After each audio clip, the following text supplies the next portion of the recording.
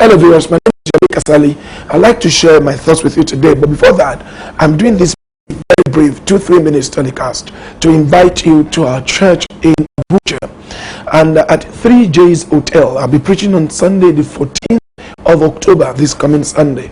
You're getting this link because I believe in Abuja at Utako. The venue is 3J's Hotel Utako in Abuja.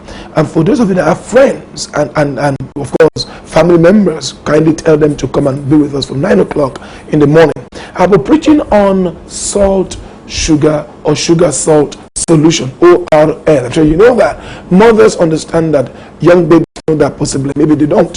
When you are stomach upset, when I was quite young, we used to use what we call Andrew's liver salt.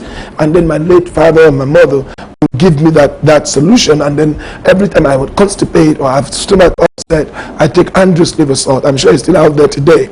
And that's where the traditional salt sugar or sugar salt solution.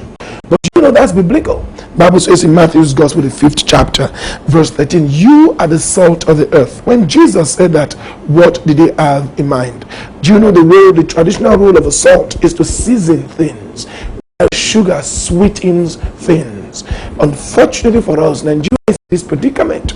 Our church, our society is in a terrible moral decadence and predicament because we're no longer acting as salt of the earth. Bible says if the salt loses its savor or flavor or saltness, that it's good for nothing. I'll be showing by God's grace how a salt can lose its flavor, how a salt can lose its saltness. I'll be showing that by God's grace. I know the church. Let me tell you, the church started years ago by preaching the salt, and we were so salty that we were no longer tasty. You know, when a stew or a meal has too much salt, you don't want to eat it. And so guess what we did? We said, let's add some sugar. And the biblical model of sugar is honey. Honey is what you find in the scriptures. You can find sugar in the scriptures. In Proverbs 24, it tells us to eat a lot of honey. And some other places, don't take too much honey because it might affect your stomach, might affect your life. Now, what we did was, from one extreme of being too salty, we moved and said, let's add a bit of sugar, a bit of brand, a bit of secularism, so that we can attract things to our lives.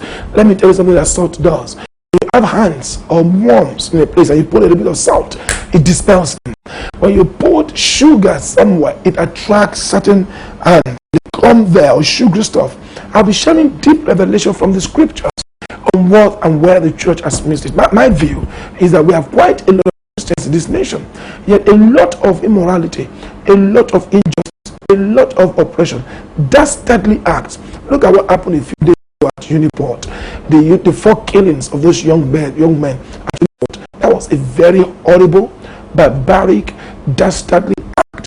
And I tell you, because it happened at that place called Port Harcourt.